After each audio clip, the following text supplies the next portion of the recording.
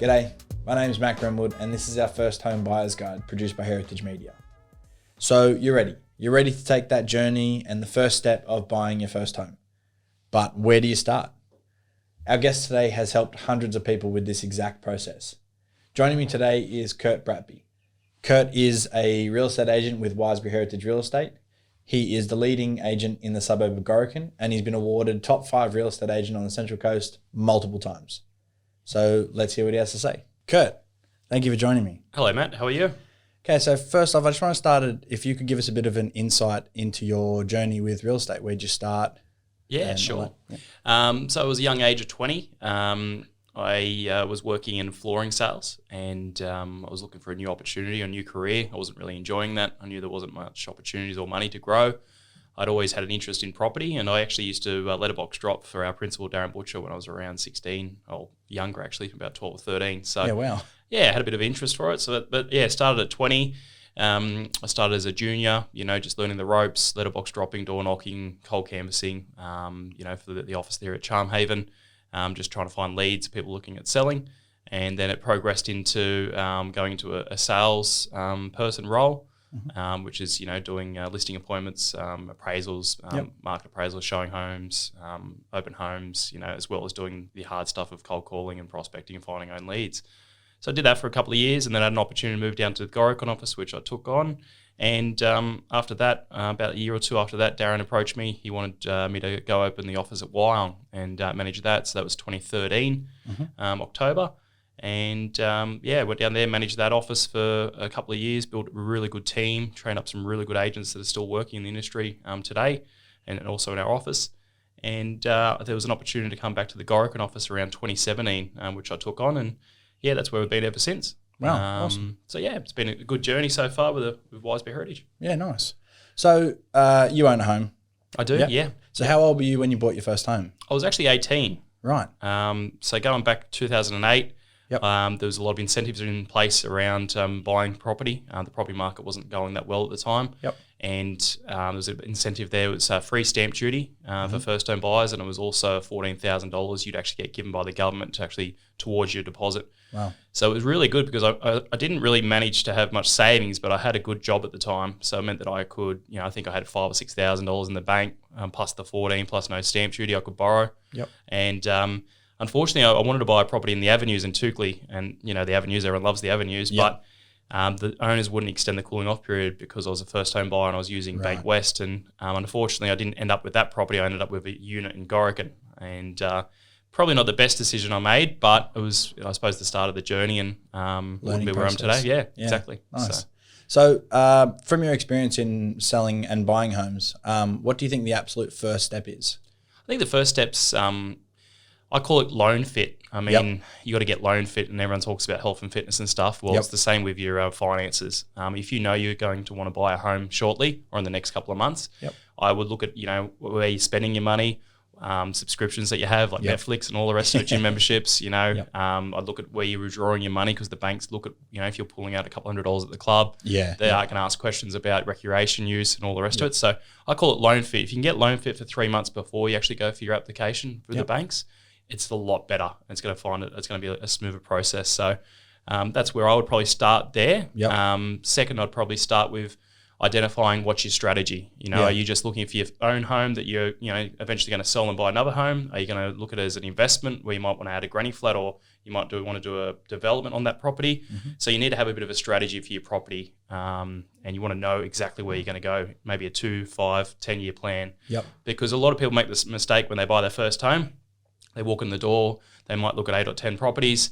They thought they've just got their pre-approval. They walk into the first one they see, and they fall in love with it, but they don't realise that it might not be big enough for an extra kid or two. The entertaining area might be small. There might be no garage. So a lot of people make that mistake on their first property. They don't know exactly what they want. So it's good to sit down with your partner or just yourself if it's just you, and work out exactly how long you want that property for. Yeah, awesome. So So there's a few different roles or professions that are brought into like the process of buying a home. Yep. Could you give us a bit of a breakdown as to what a mortgage broker is? Yeah, sure. So a mortgage broker is somebody that you approach and they actually deal with all the banks. Right. So they actually don't get paid unless they get your loan across the line. Right. The good thing is that they deal with majority of all the banks. So they probably have their own lenders that they directly deal with or they like dealing with, and they might push you in that direction. But they can actually look at all the lenders and look at what's best for your circumstances. So, if you're a sole trader or whether you're, working part-time or whether, you get benefits or anything like that, they can actually suit it towards the bank. So a big benefit is that they know exactly the whole market and the lending space. Yep. Where compared to if you went into your local bank, Yep. I know when we're younger, we have Commonwealth savings accounts from school. Yeah. So a lot of people just go straight back into the Commonwealth Bank.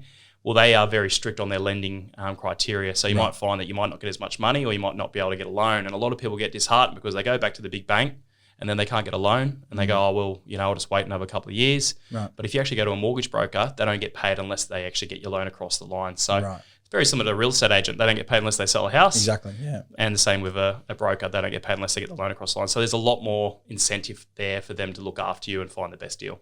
Yeah, right. So you think that's the main difference between a broker and going directly to the bank is if the broker he'll shop around with a few different banks for you. Yep. Whereas if you go straight to one bank, you might get pigeonholed into a certain kind Exactly, of yeah, certain interest rate or only allowed to borrow so much. Give you an example. Recently, I tried to refinance one of my properties and the bank I was currently with have been really good to me for the last couple of years, but they wouldn't even do a dollar for dollar refinance. Wow. And then I went over to another bank, a broker put me in touch with another bank, and then I could get, as much as I wanted. Yeah. But same circumstances, same income, all the rest of it, but could borrow 4 or 5 times more than what I even wanted. But with that current bank, they wouldn't even do a dollar for dollar refinance. So it does pay to go to a broker, and it does pay to have a good broker too. Yeah, awesome. So another role that was always spoken about in the real estate process is a conveyancer. Yep. Could you give us a bit of rundown on what a conveyancer is and what their role in the whole process is? Yeah, definitely. So conveyancer pretty much is the communicator between the, I suppose you have your representative as a conveyancer and then the vendor might have their representative as a conveyancer.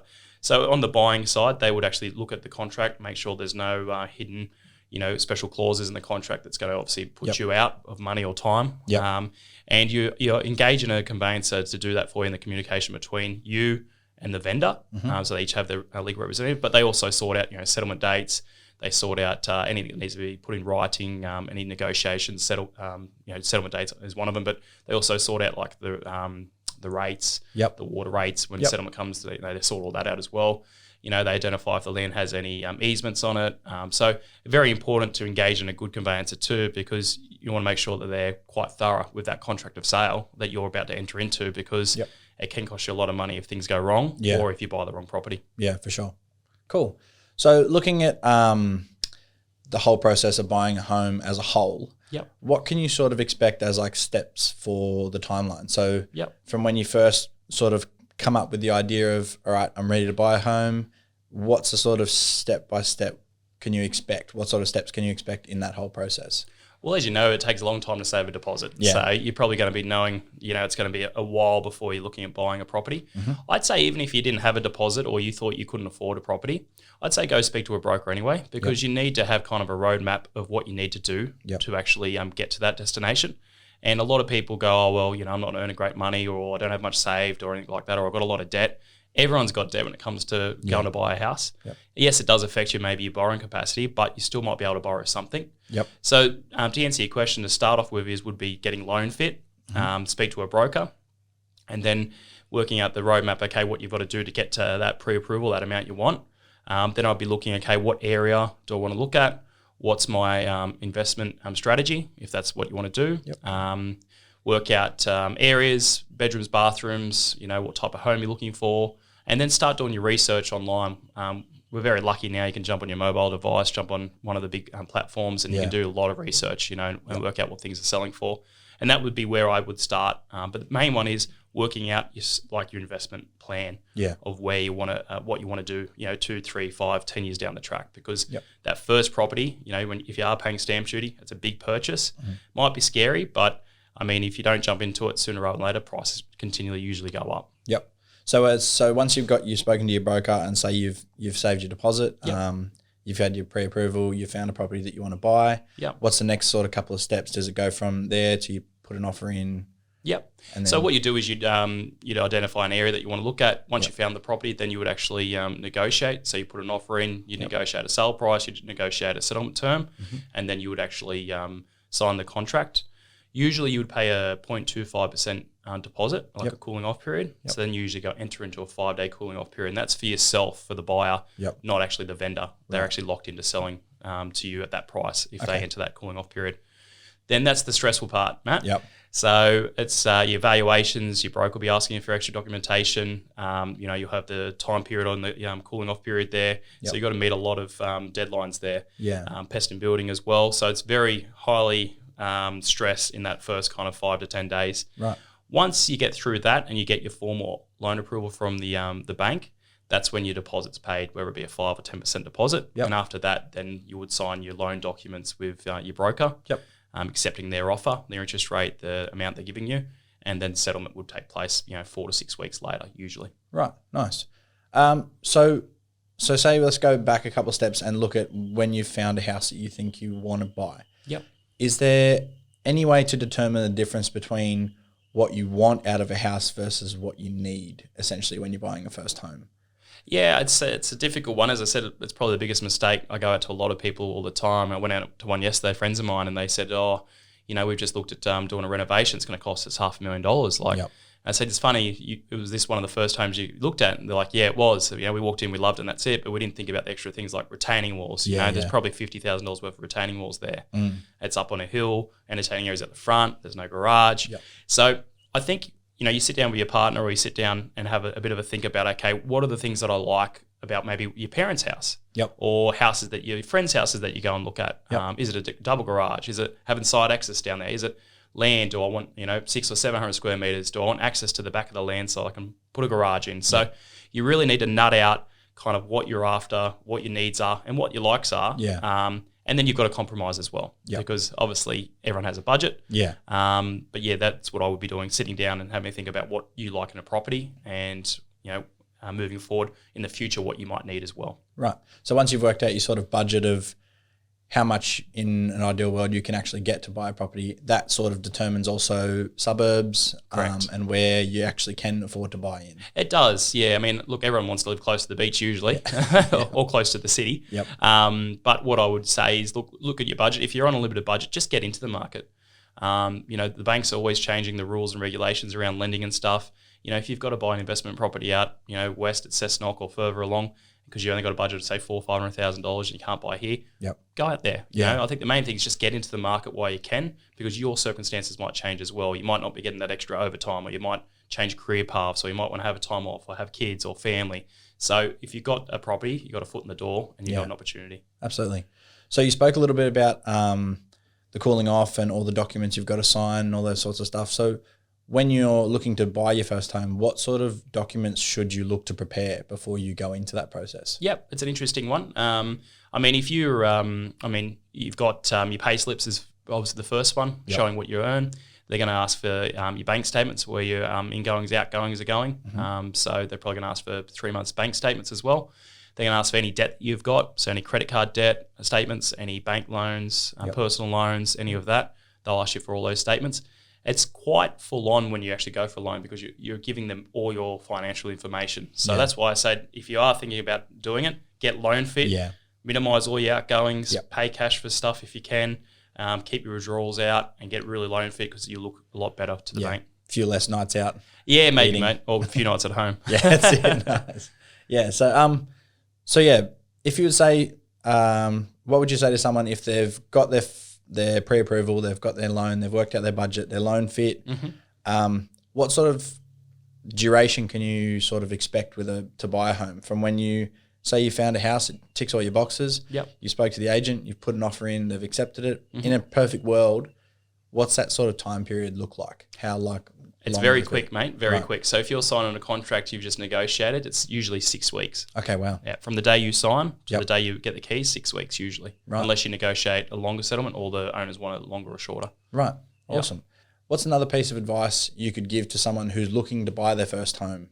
I'd say think ahead. I mean, you've got to really kind of think in the next kind of couple of years where you're going to be at, who where your life's going to be, and also be looking at the area and the property. How much maintenance it might need or how much renovations it might require. Yep. I always advise clients, if you're looking, don't be, they always say buy the best worst house in the best street. Yep. Look, I do agree with that, but there's opportunities out there in the marketplace, in any market. And I think if you've got your finger on the pulse, you can definitely pick up a good buy where you might be 5 or 10% below the market. Yep. And if you can find something like that from the beginning, you're already in front. You're already going to have instant equity. Awesome. And then when you've got equity, you can obviously look at refinancing and borrow again or put money into renovations. So I think just do your research, have your finger on the pulse, and just be, I suppose, really planned out of what you want from that property in a long-term period. Yep. And your plan of your investment as well. Nice. Is there anything else you can think of that might be some sort of trip hazards that people can find along the way of buying their first homes, like things that come up that they don't think about, or things that are kind of sprung on them at the last minute, or that they haven't really brought into account? Yeah, not really. I think the main one's probably tenanted properties. Yep. So when you go to buy a tenanted property, everyone thinks that, okay, we'll give them the notice and they'll move out on time. Doesn't necessarily happen. So you've got to be prepared. I know one of my purchases took, I think, 2 months extra. Yep. So you've got to be prepared that things don't always go to plan. So you need to be probably in constant communication with your conveyancer and also the agent if it is tenanted. Yep. So that's probably one that I can think of straight in my head. 2 is just make sure you get a good broker or a good conveyancer, because paperwork and booking for settlement and everything's very important. Make sure it'll go smooth. There's a new online system that's been out for a little while now called PEXA, and that's all done online now, so it's not as old school as what it was. So things tend to go a lot smoother. But yeah, thorough from the contract point of view. You want to make sure that the contract's really looked over. Make sure there's no hidden clauses or anything like that. Awesome. Thank you very much for joining us on this. Yeah, not a problem. Can you give the people the best way to contact you where you're? Yes, certainly. So I'm located at the Gorican office, 35 Wallara Road. But yeah, feel free to contact me on 0423 939510.